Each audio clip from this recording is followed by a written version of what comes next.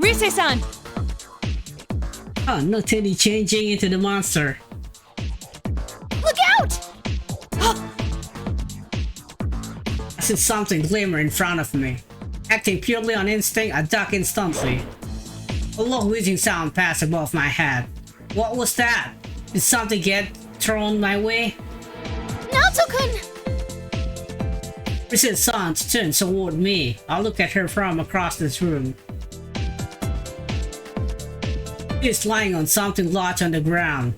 On closer inspection, the red and white lump she is holding down is Teddy. I see General Teddy in the back of the room, so the one with Rise's son has to be the real one. A girl is standing between Teddy and the General. I've never seen her before, but looking at her mechanical body, I can tell who she is. That's Labrys. What should we do?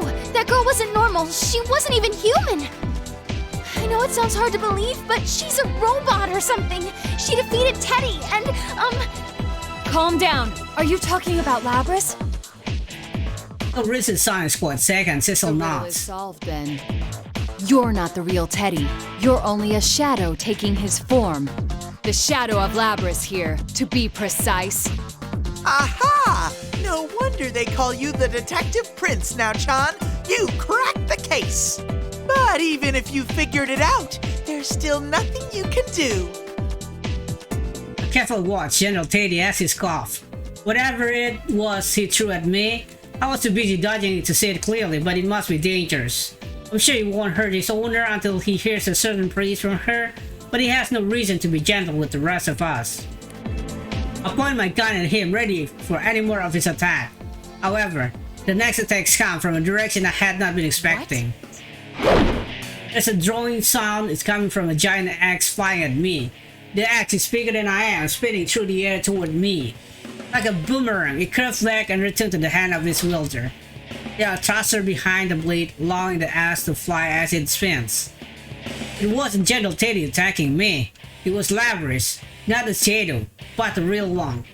What's going on? Wait, did she attack me the first time as well? That would explain why Rise's son is so shaken up. But the shadow right in front of her, why is he going after me? Not true. I'm human. This is all just a bad dream. I gotta destroy everything. I'm human. I can't find any meaning in what to say. I want to convince her to stop, but I can't come up with the right word to do so. Labrys take a fighting stance without wasting a moment. Looks like the only way to bring Labrys back to normal is to fight her. Rise-san, please stay back. Naoto-kun? I never really expected to be able to convince her in the first place with a shadow here. I'll bite the bullet. I will stop her, no matter what.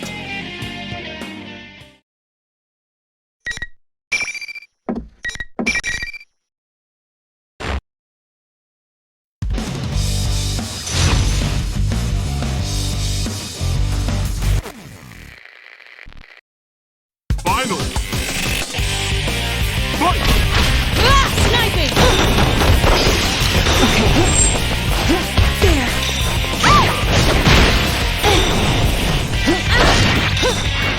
I must take the game! There you are!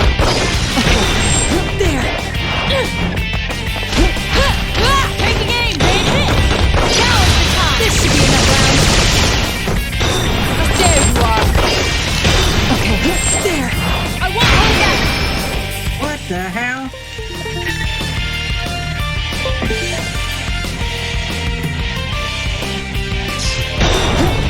There! Assault! There!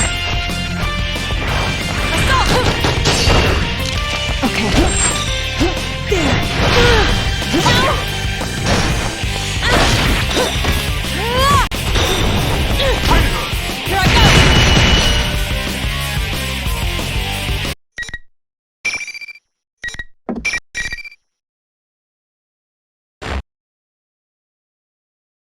Aw, she beat you fair and square. You really are useless, Labby-chan. At Labrys collapse, the shadow looks at her as if she was trapped. The reason for being is to fight. And you can't even do that. You're not worth a damn. You don't need to exist anymore. The shadow's voice and speech pattern began to slip away from its impersonation of Teddy. No, that's not all. The fake Teddy Prince began to warp as well. Finally, the time has come for it to reveal its true self. I thought I would never see this.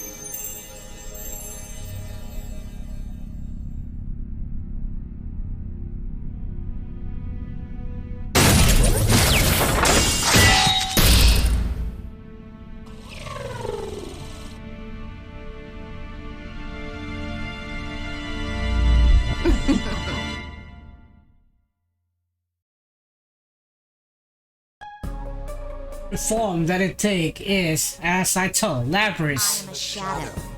The true self. That's my face. Huh. You don't want to remember? Fine. You can die like that. What? She's attacking her owner now? Is it a threat to pressure her? No, this is a shadow we're dealing with after all. There is no knowing what it will do. Stop it! What's this? Why are you protecting her? It's her fault you all had to fight each other, you know. With that, she turns to her other self and looks down at her with disdain in her eyes. You want the everyday boys and girls to experience what you had to go through, right? That's why we're in school having a fighting tournament. That ain't! My home was a horrible place. They made us fight and kill each other just to collect combat data. It hurts so much, but no one understands. How can I make them see? I know. I'll force friends to fight each other. Maybe then they'll understand. No. I wanna make them understand. That ain't true.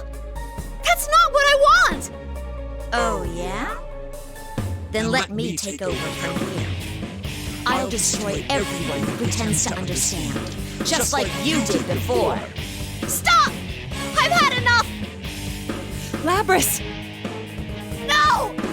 You're not me! Just saying that. You said it! You finally said it! Oh, I can feel it building! A sinister aura surges from the shadows. Even the surrounding begins to warp with its energy.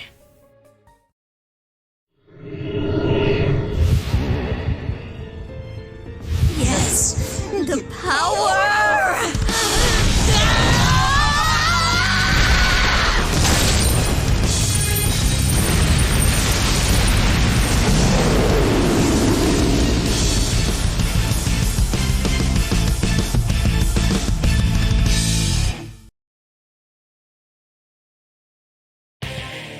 In an instant, the air becomes dominated by a piercing red light. The view from beyond the window has changed completely. I hear Rise-chan gasps behind me. I don't know what this place is modeled after, but I get the sense that someone carved upon a living creature's stomach. This is the reflection of Labrys' heart, the sufferings he carries. The shadow golden eye stands out even more in the dusky redness, focusing on me. I changed my mindset. There is only one thing to do here, just as my friends did for me. Rise-san, you watch Labrys and Teddy. I got him. Good luck, Naoto-kun. Yes, I'll save her.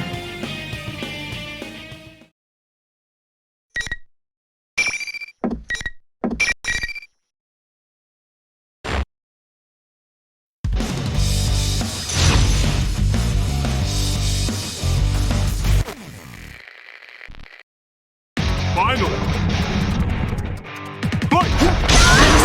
Save the game! Sniping! Now is the time! This should be enough rounds! What was that about? There! Sniping! Okay. Dumbass! There! Save the game! Now is the time! This should be enough rounds! There! Assault! Okay. There! I must take on the sniping! Okay.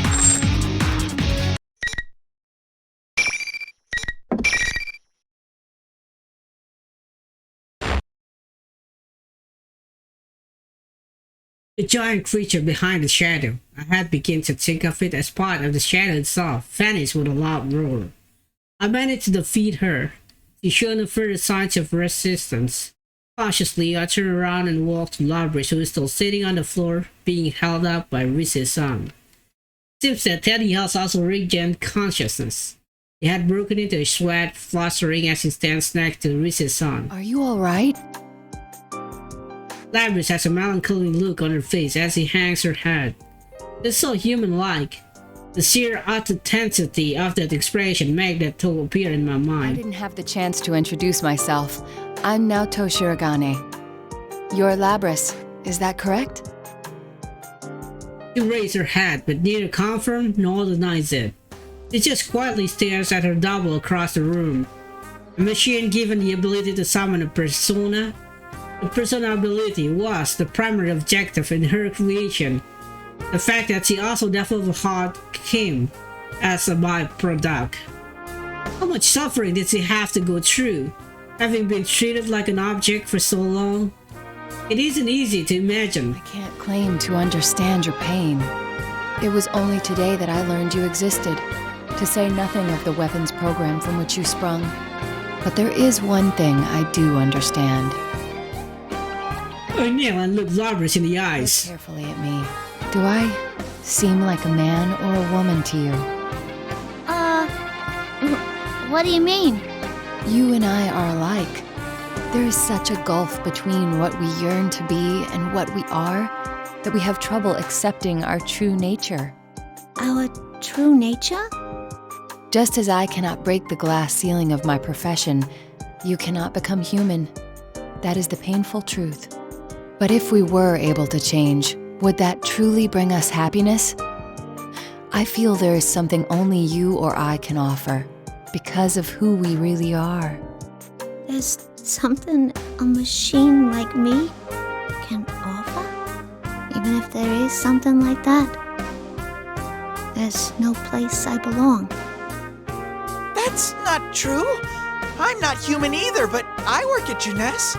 The part-time ladies give me sweets sometimes and everything. The heart is always lacking something. It may be that you and I will be troubled by this same thing for the rest of our lives. But please don't forget that you're not alone anymore. I'm not alone.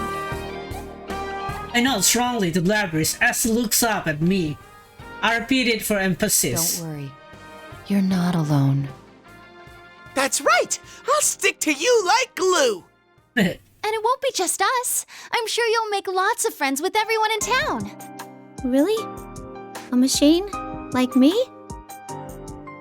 Now, Labrys stands up and approaches her shadow. They said it's okay to be me. Doesn't that make you happy too?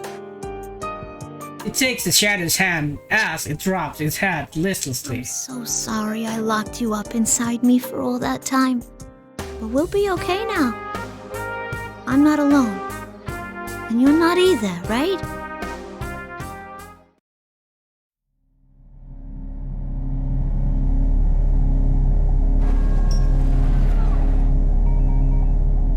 I'm sorry I ignored you all this time.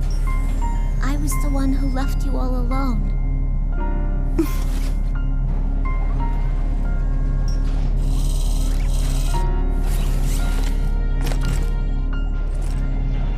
No, you are me after all.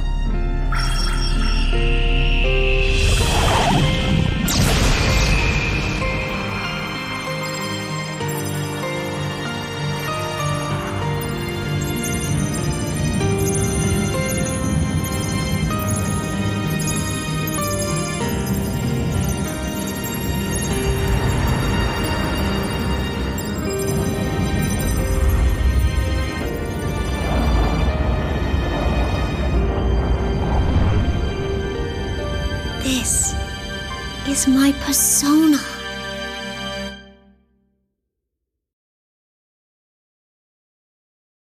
Labrys, there are some people from the Kirijo group here looking for you. I wonder if they'll stick me back in that box again. Of course they will. After all, I caused a lot of trouble. What else are they gonna do? I can't say anything about that for certain. But you should talk with them. It's your right to be where you belong. Yeah, you're right. At that moment, I heard several sets of footsteps approaching from outside.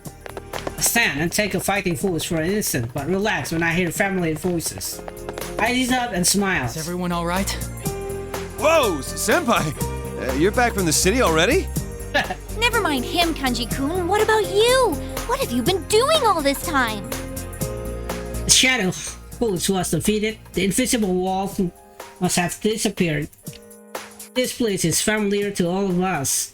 With the walls gone, finding each other is a piece of cake. Yo, Naoto!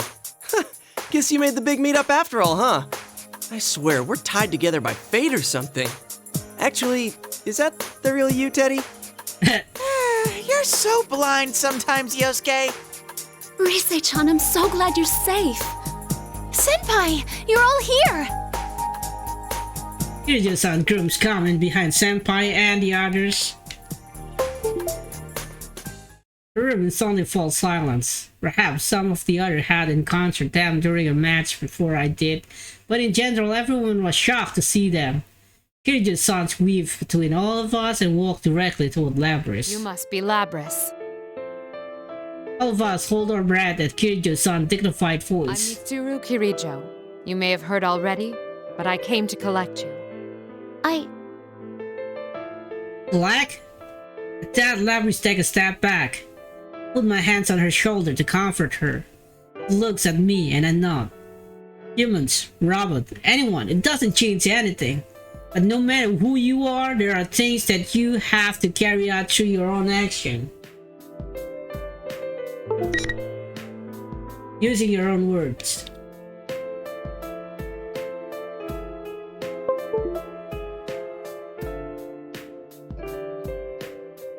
I don't want to go back in that box. Or to that lab. As Labrys managed to say, the voice speaks up from behind Kirijo-san's. Mitsuru-san, I'd like to ask that you consider her request. Labrys's, my sister's abilities, will surely be useful to us. Please, can't we enlist her on a trial basis and see what happens? Sister? Surprised by that unfamiliar affiliation, Labrys looked over at the speaker. You're a robot too. It's nice to meet you. Damn it. I'm Aegis, the 7th generation anti-shadow suppression weapon. I'm your successor, sister. We're sisters? They answered Labrys with a smile. Amazing. Her tone, her expression, they're also human. I'd like to third their request. I'm well aware that I'm in no place to make demands on you, but Kirijo-san gave a wry smile after a third objection. I'm starting to feel like the bad guy. There's no need to worry. I wasn't thinking of sealing you away again. Really? You've awakened to your persona and gained control over it.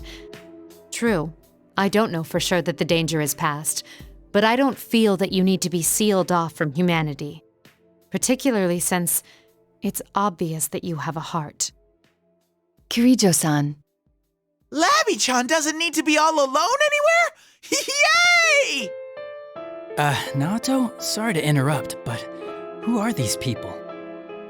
They kinda look like a bunch of freaks. Yeah, I mean, one of them's not even human. I guess she's a robot? Huh? Wait a sec. Kirijo? As in the Kirijo group? Wait, what? What's going on here? All my friends begin to look at me, the only one who knows everything. Where should I start? More importantly, how much should I disclose? Either way, it looks like it's going to be a long explanation. First off, I suggest that we change location. Important to share information, but it is imperative that we all get out of here safely.